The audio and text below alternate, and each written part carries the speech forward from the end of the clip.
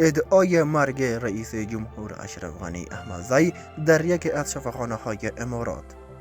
به نام خداوند بخشاینده و مهربان، باز هم خوش آمدید به تقاضا می نماییم که تا آخر این ویدیو با ما همراه بوده و چینل ما را سابسکرایب نمایید. ادعای مرگ رئیس جمهور اشرف غنی احمدزی در یکی از شفاخانه‌های امارات. رئیس جمهور اشرف غنی احمدزی شب گذشته با اثر عملیات ناموفق گرده در یکی از شفاخانه‌های امارات درگذشت.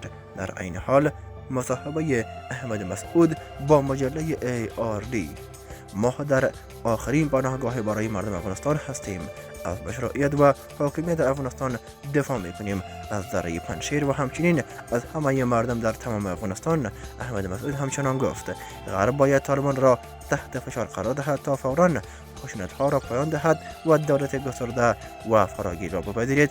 آنها باید بپذیرند که تغییرات زیادی صورت گرفته است و باید حقوق زنان و حقوق بشر را رعایت کنند. با تشکر که تا آخر این ویدیو با ما همراه بودید. تا ویدیوی دیگر، خدا یار و نگهدارتان.